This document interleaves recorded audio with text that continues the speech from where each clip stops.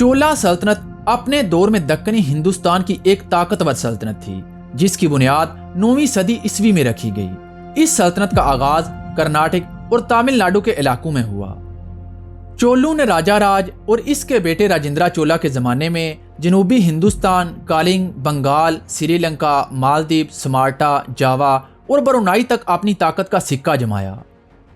चोलों ने चीन और अरब दुनिया के साथ तजारती ताल्लुकात इस्तवार किए और बहरा हिंद के तमाम बहरी रास्तों पर कब्जा जमा लिया।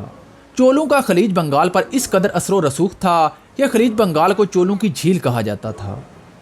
चोला सल्तनत के दौर में तामीर किए गए मंदिरों को आज भी फने तामीर का शाहकार समझा जाता है, जिनमें सबसे अहम तंजौर का बृहदीश्वर मंदिर है, जो यूनेस्को के आलमी विरसे में शामिल है। चोला हुक्मरानों ने संस्कृत और तमिल आदाब की तरक्की को फरोग दिया, जिससे इल्मो अदब का दौर दोहरा हुआ। चोला दौर के कांसे के बने हुए शिव नटराज के मुजस्मे आज भी दुनिया भर में मशहूर हैं।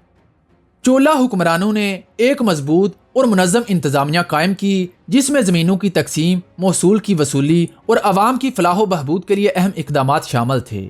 इसके अलावा चोलों ने आबपाशी के निज़ाम को भी बेहतर बनाया, जिससे ज़राअत को फ़रोग़ मिला। ख़ास तौर पर दरियाए कावेरी के किनारे कई आबी ज़खायर और नहरें बनाई गईं। ये अजीम कारनामे चोला सल्तनत की ताकत, सकाफती तरक्की और इंतजामी महारत का सबूत हैं, जिसने चोलों को हिंदुस्तान की एक अजीम सल्तनत बना दिया। कदीम चोल बादशाही, जो कभी तामिल आदाब में मशहूर थी, 4वीं सदी ईस्वी तक कालाबरों के हमलों की वजह से मुकम्मल तौर पर ख़त्म हो चुकी थी और चोल सिर्फ अपने दारुल हुकूमत अयूर तक ही महदूद होकर रह गए थे।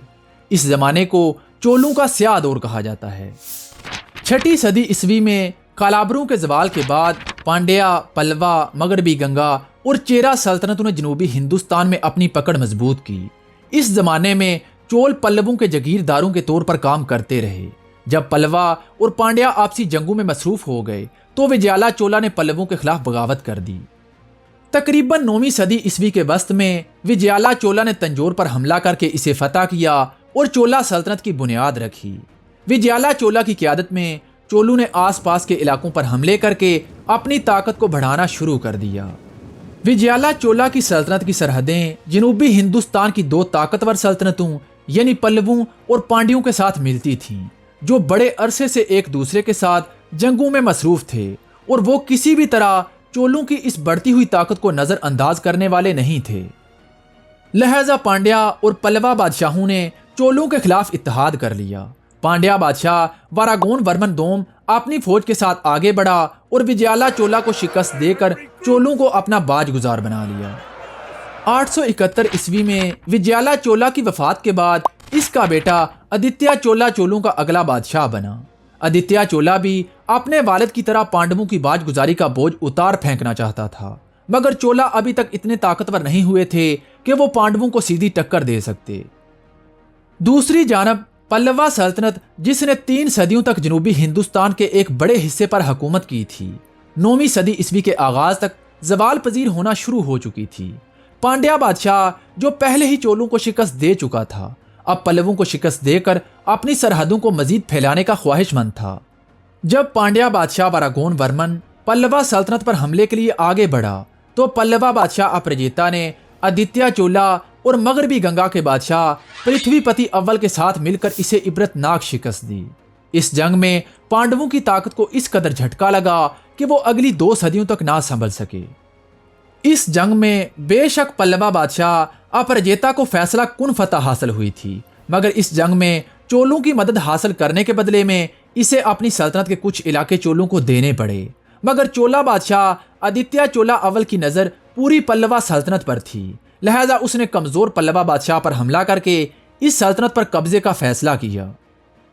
897 ईस्वी में आदित्य चोला ने टुंडाई नाडो पर हमला किया और पल्लवों को शिकस्त देकर इनके बादशाह अपरजेता को कत्ल कर दिया। अपरजेता की मौत के बाद पल्लवा सल्तनत के तमाम इलाकों पर चोलों का कब्जा हो गया। पल्लवों की तबाही को देखकर मगरबी गंगा के बादशाह पृथ्वीपति दोम ने भी आदित्य चोला की बाजगुजारी कबूल कर ली।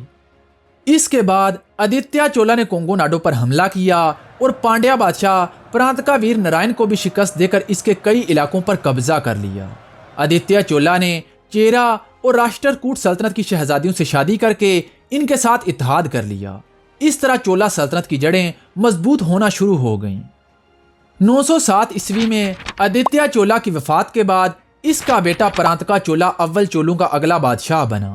परांतका चोला अव्वल ने अपने बाप की तरह फतुहात का सिलसिला जारी रखा और 915 ईस्वी में पांड्या सल्तनत के दारुल हुकूमत मदुराई पर कब्जा करके मदुराइन कोंडा का लकब इख्तियार किया।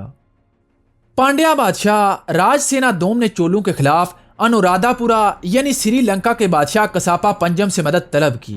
परांतका अव्वल ने कसापा पंजम और राजसेना दोम की मुत्तहिदा फौजों को वेलोर की जंग में इबरतनाक शिकस्त देकर राजसेना दोम को लंका की तरफ भागने पर मजबूर कर दिया। पांड्या बादशाह राजसेना दोम अपने तमाम खजाने लेकर लंका के बादशाह कसापा पंजम के पास चला गया।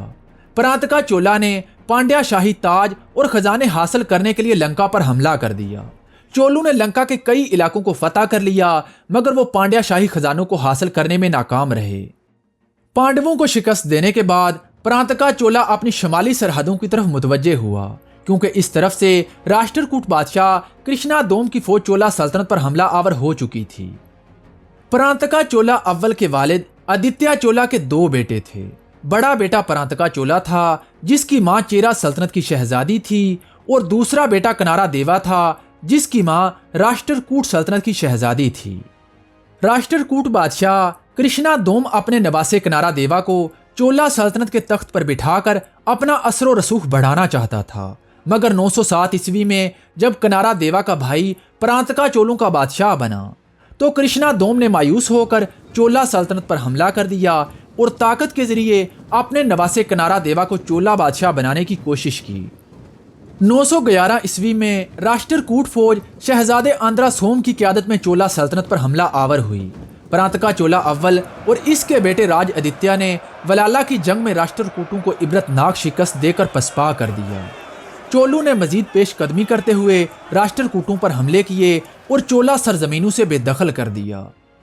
ये परांतका चोला के अरूज का जमाना था और चोला सल्तनत तकरीबन पूरे तामिल मुल्क पर फैल चुकी थी। 949 ईस्वी में राष्ट्रकूट बादशाह कृष्णा सोम ने एक मर्तबा फिर चोला सल्तनत पर हमला कर दिया। परांतका चोला ने अपने बेटे राज आदित्य को एक फौज देकर कृष्णा सोम के मुकाबले पर रवाना किया।